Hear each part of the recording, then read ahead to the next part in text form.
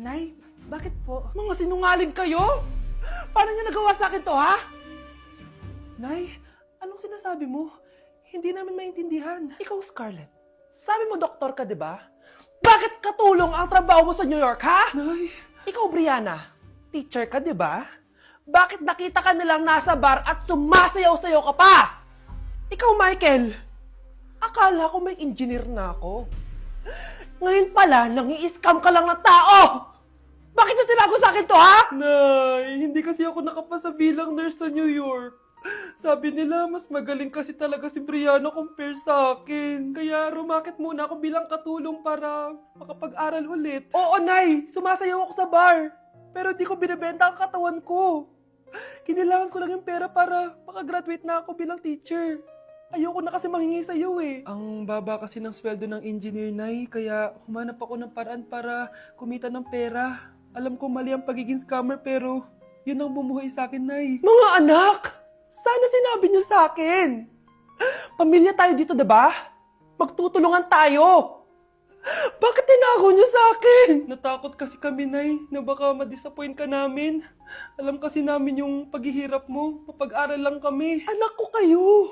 Gagawin ko lahat para sa inyo. Sa tingin nyo ba hindi ko kayo tatanggapin, ha? Kaya itigil nyo na yung mga ginagawa nyo. Lalo ka na, Miguel. Opo, Nay. Sama-sama tayong bumangon. Nay, sorry. Wow, ang sweet naman. Isa ka pa. Gusto mo talaga masira itong pamilya namin, no? Lumayas ka dito, pamilyang peke. Ano? Palibhasa, di ka mahal ng pamilya mo. Mga ate, kuya, proud pa rin kami sa inyo. Mga anak, simula ngayon, sama-sama na tayo, ha? Walang iwanan at walang magtatago, ha? Promise? Promise, Nay. Hindi na kami magtatago.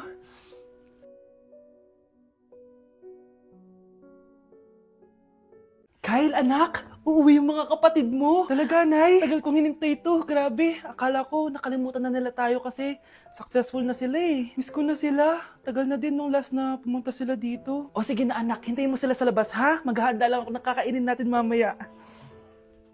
Uy, Kyle, balita ko, uuwi yung mga kapatid mo ah. Opo tita. Paano niyo po nalaman? Basta! Siguro proud yung nanay mo kasi successful yung mga anak niya, no? Oo naman, tita. Nagbunga lahat ng paghihirap ni nanay sa kanila. Deserve nyo yan. Malapit nyo nang malaman ng totoo, walang sikretong hindi nabubunyag. Pasok na po ako, tita. Sige. Hello, Nay! Nandito na yung anak mong doktor all the way from New York! Hi, Nay! Nandito na yung anak mong teacher all the way from Central Elementary School! Hello, Nay! Nandito na yung anak mong engineer! Naiyak naman ako. Nakumpleto din kayo magkakapatid. Sana nakikita to ng tatay niyo. Masaya ako na nandito kayo, ate, kuya. Sana maging successful din ako na kagaya niyo. O siya na, kumain na kayo ha. Galing pa kayo sa malalayo eh. Wow naman, Mare. Bigatin na yung mga anak mo. Saya-saya. Oo naman, Mare. Ilang taon din akong kumayod para mapagtapos lang sila. Pero worth it naman, di ba? Teka, Mare, para mas masaya, may kailangan kang malaman. Oh, eto. Ha? Ano to, Mare?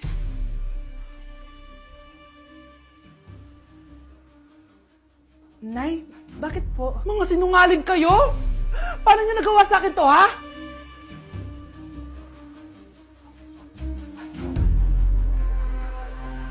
Ang isang 50% po ay mapupunta sa isa niyang anak. Ano? Baka yan yung isa naming anak na nawala? Oo, sa amin na lang yan. Ako! Ako ang isa pang anak ni Ramon.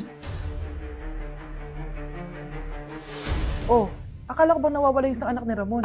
Attorney naman, huwag ka maniwala dyan. May sakit kasi sa utak yan. Wala akong sakit, attorney. Maniwala ka, please. Kailangan ko pa ng sapat na ebidensya para maniwala. Kinulong po ni nanay si Scarlett sa bodega. Ha? Anak? Anak? Walang iya talaga yung tita mo. Anak, sorry kung ngayon na ako nagpakita. Pinakulong kasi ako ng babaeng yan! Deserve mong makulong! Ikaw ang ikukulong namin dahil child abuse ang ginagawa mo. Ano? At hindi mo na din makukuha ang 50% ng mana. Hindi pwede! Nay, masaya ako na nandito ka na. At hindi na din tayo maghihirap dahil sa pamana ni tatay. Masaya din ako, anak. Siyempre kasama ka dito sa Manta.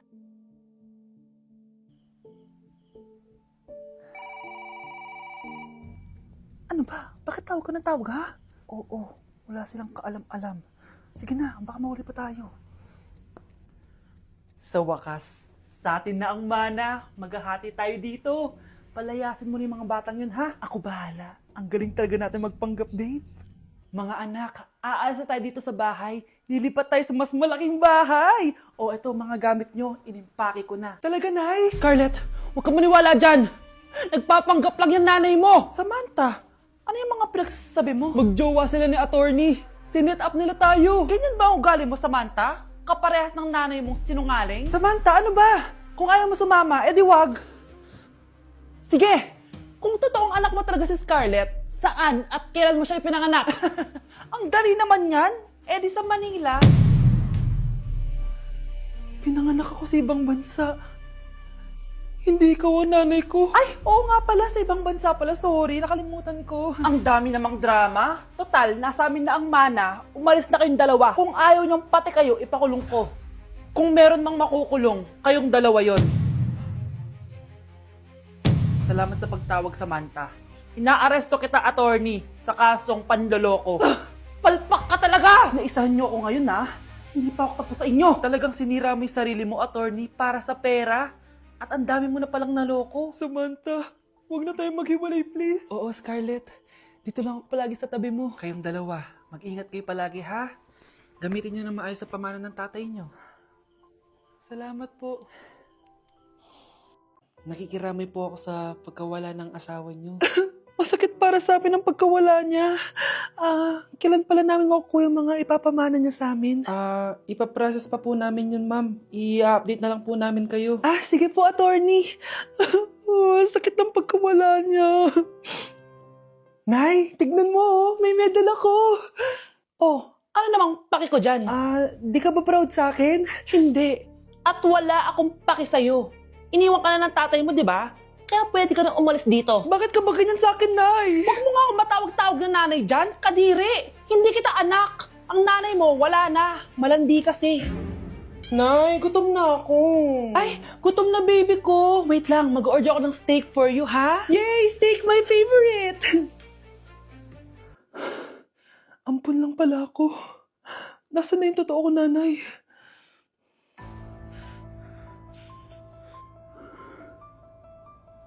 Tulog sila.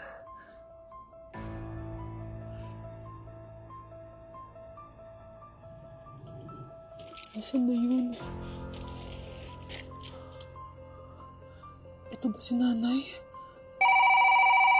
Ay! Sino ito tumatawag na to? Muntik na yun. Attorney? Hello, ma'am. May update na po sa ipapamana ng namatay niyo pong asawa. Sige. Punta ka dito sa bahay. Sa wakas, ito na yung araw na pinakahihintay ko. Hoy, ikaw! Pag dumating dito si attorney, magtago ka. Hindi niya pwede malaman na may isa pang anak ang asawa ko. Sige po. Ma'am, nakuha na po namin yung last will and testament ng asawa niyo. Ang nakasulat po dito ay, ang 50% ng kayamanan niya ay mapupunta po sa inyo. Ha? Mali ata yan, attorney. Dapat 100% ang mapupuntang kayamanan niya sa amin. Kami lang ang pamilya niya eh. Bali ma'am, ang nakasulat po kasi dito ay ang isang 50% po ay mapupunta sa isa niyang anak. Ano? Baka yan yung isa naming anak na nawala? Oo, sa amin na lang yan. Ako ang isa pang anak ni Ramon. Anak! Umagang-umaga, cellphone agad hawak mo? Tignan mo ito napanood ko. Huwag mag-cellphone agad pagkagising mo sa umaga kasi pinapataas mo lang ang stress levels mo. Ano ba naman yan, Nay? Oh, doktor na may sabi ha. Tigilan mo na yan. Maniniwala pala tayo sa doktor. Sige. Grabe, ang init. Paniligo na nga ako. Nay, may napanood ako oh. Kung may nagsabi sa'yo na dapat kang maligo araw-araw, isang malaking kasinungalingan yan. Oh, sabi ng doktor, Nay, bawal daw maligo araw-araw. Ba't ka naliligo? Oh, sige, din ako maliligo. Kung akala mong healthy ang mga prutas, pakinggan mo tong sasabihin ko. Oh, Nay, nagsalita na yung doktor ha. Huwag ka na kumagat dyan. Pati ba naman prutas? Ay, magmamatcha na lang ako. Kung akala mong healthy ang mga matcha, pakinggan mo tong sasabihin ko. Hala, sabi ng doktor, hindi daw healthy yung matcha, Nay. Huwag mo na inumin yan, ha? Pati matcha, bawal. Sinisira mo ang utak mo sa paggamit ng mga betchin. Oh, Nay, sabi ng doktor, sinisira mo daw utak mo. Huwag ka na maglagay niyan. Tama na! Oo na, lahat ng ginagawa ko masama sa akin. O sige, Nay, titigil na ako. Basta mag-cellphone na ako, ah. Sige na, mag-cellphone ka na. Pero huwag ka magpupuyat ha, masama pa rin yon. Malaking kasinungalingan yung sinasabi nilang bawal ka magpuyat. Anong sabi mo, Nay? Sabi ng doktor, pwede naman eh. Bye! Kuya, sundan mo yan. Sige po, ma'am. Sinasabi ko na nga ba eh, may tinatago ka sa akin. Ayan kuya, huminto ka dito. Maglolo ko ka na nga lang sa matanda pa. Hoy, bayad mo! Humanda ka talaga sa akin.